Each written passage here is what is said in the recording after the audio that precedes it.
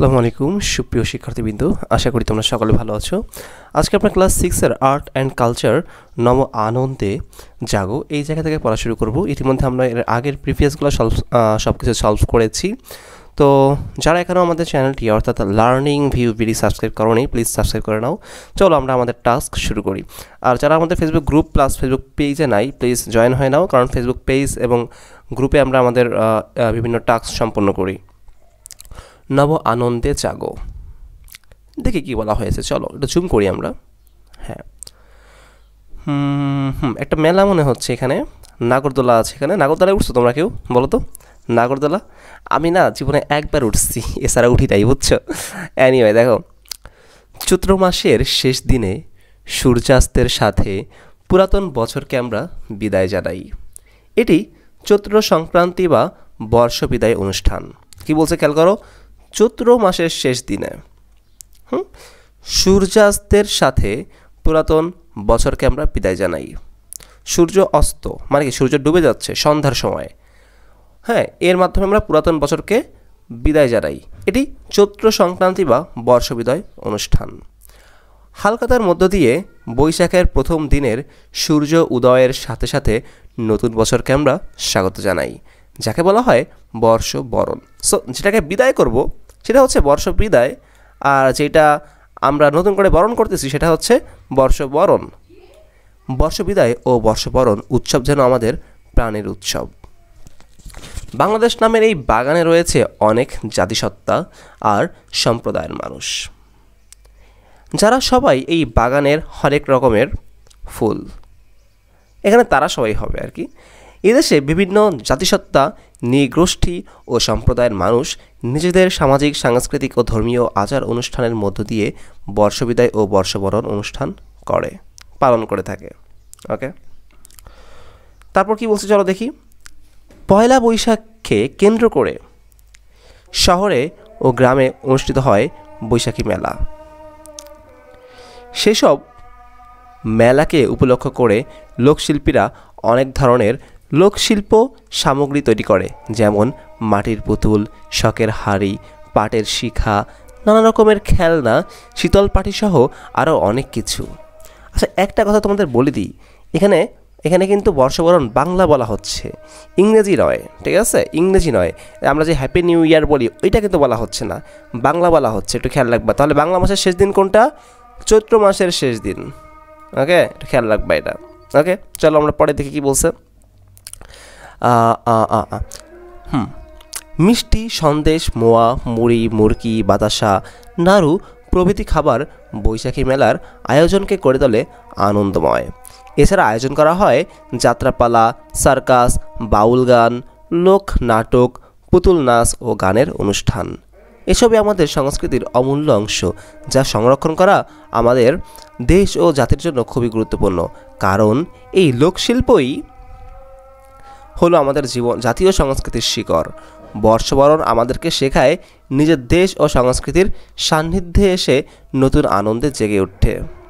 ওকে, লোকশিল্প এটা গান হচ্ছে, মেবি জারি গান, সারি গান এরকম হয়। হ্যাঁ, এনিওয়ে চলো। বৈশাখ আর জ্যৈষ্ঠ এই দুটি মাসকে নিয়ে শুরু হয় আমাদের প্রথম ঋতু গ্রীষ্ম। তাহলে আমাদের শেষ বছর হচ্ছে চৈত্র, আর প্রথম মাস, হ্যাঁ শেষ মাস হচ্ছে চৈত্র, আর প্রথম মাস হচ্ছে বৈশাখ। শেষ চৈত্র, শুরু হয় বৈশাখ দিয়ে।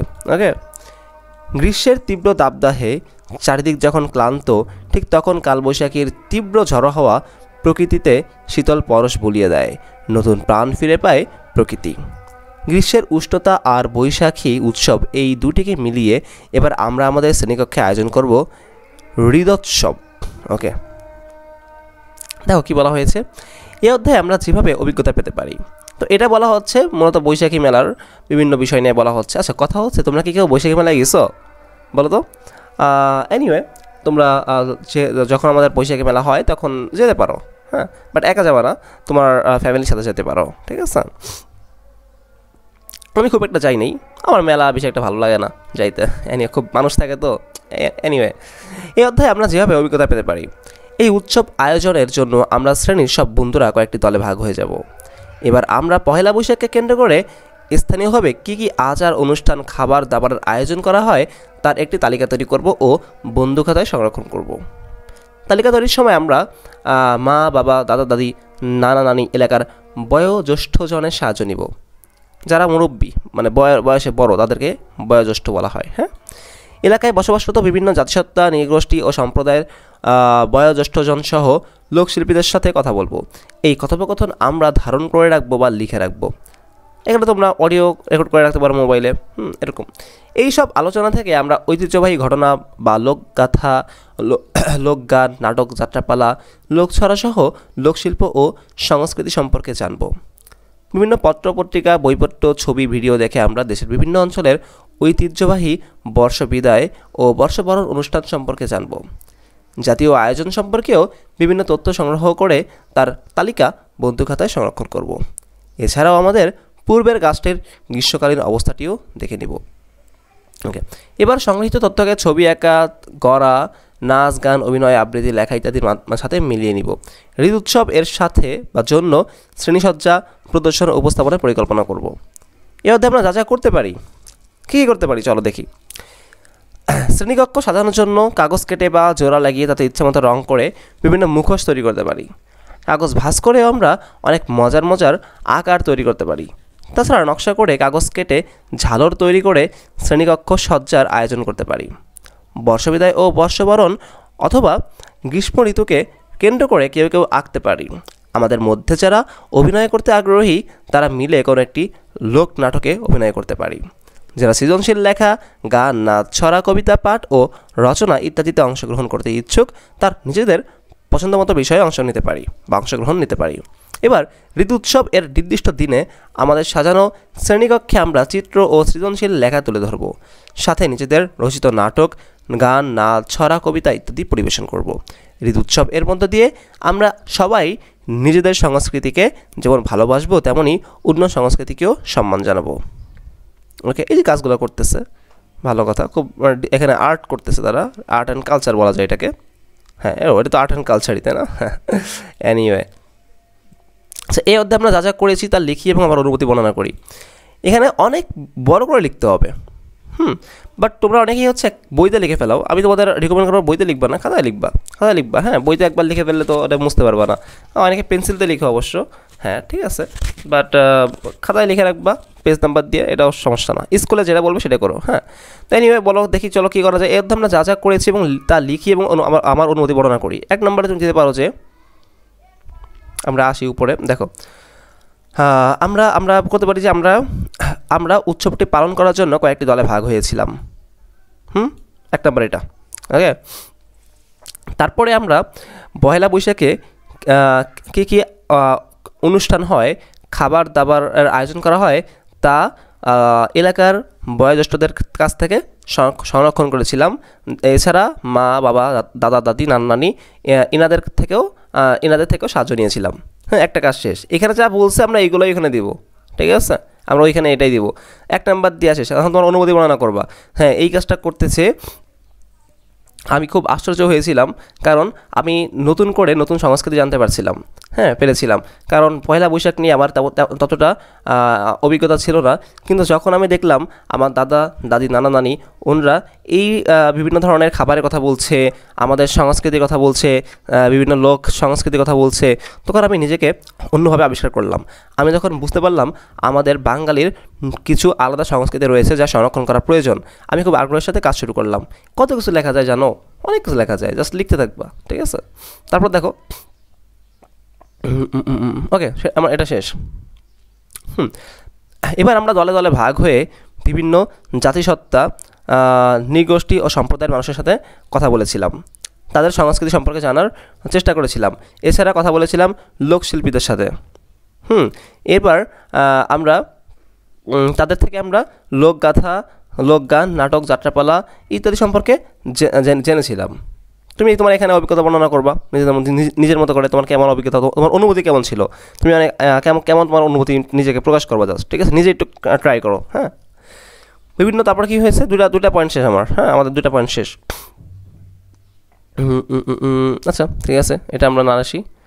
আচ্ছা, আমরা আমাদের স্কুলে এটি উদযাপন করার জন্য স্কুলের শ্রেণীকক্ষ সাজানো শুরু করলাম। এই জন্য কী করছো?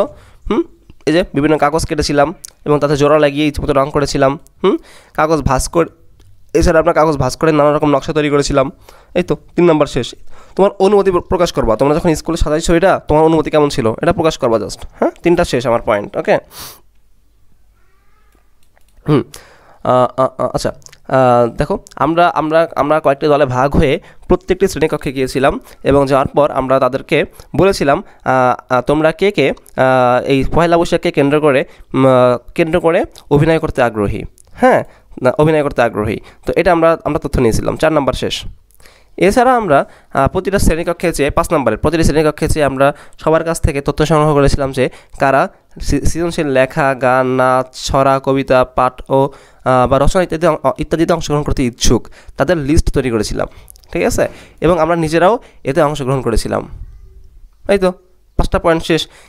5টা পয়েন্ট দেওয়ার পর প্রতিটা পয়েন্টের সাথে তুমি তোমার অনুভূতিগুলো প্রকাশ করবা। ঠিক আছে, অথবা একবারে 5টা পয়েন্ট দিয়ে দেন অনুভূতি প্রকাশ করতে পারো, সেটাও হবে। একবারে 5টা পয়েন্ট দিবা আর তুমি নিজে অনুভূতি প্রকাশ করবা একবারে। ঠিক আছে, অনুভূতি একবারে প্রকাশ করলা, সেটাও হবে। এবং 5টা পয়েন্ট দিতে হবে এটা না, আমি জাস্ট 5টা পয়েন্ট বললাম তোমাদের। ঠিক আছে, অ্যাজ ইউজুয়াল। বাট তোমরা যে কাজটা করতে পারো, তোমরা আরও বেশি দিতে পারো, বাট কম দিও না, বেশি দাও। আরও বেশি লিখতে পারো। ওকে, এইখানে যাতে থাকবে তুমি ওইগুলাই বলবা তুমি এগুলো করছো। বুঝতে পারছো কি না? এটা কৌশল আর কি। এটা কৌশল। ওকে, তারপরে তুমি আরও বলতে পারো। এবার প্রথম তুমি কী করছো, তুমি তোমার পরিবারের সহ বৈশাখী মেলায় গেছো সাপোজ, এটাও বলতে পারো। তখন তোমার অভিজ্ঞতা কেমন ছিল সেটাও বলতে পারো। 6টা পয়েন্ট হয়ে গেলো। এরকম পয়েন্ট বানানো যাবে অনেক, তোমরা নিজেরা একটু ট্রাই করো এখন, আর অনুভূতিগুলো প্রকাশ করবা। ঠিক আছে, তো এরপর কি রয়েছে দেখি। এটা তো আমাদের কাজ না, এটা আমাদের কাজ না। আচ্ছা, আত্মারাতি, এটা হচ্ছে নতুন একটা তোমার সেশন শুরু হবে। সো আমরা আজকে যাবো না এখানে, আমরা নেক্সট ক্লাসে হচ্ছে এটা নিয়ে আলোচনা শুরু করব। পাখির বাসা মনে হচ্ছে, ওয়াও। ওকে, তাহলে যদি ভিডিওটা মনে হয় ইনফরমেটিভ, প্লিজ শেয়ার করো ভিডিওটা সবার সাথে, আর আমাদের সাথে থাকো। আসসালামু আলাইকুম।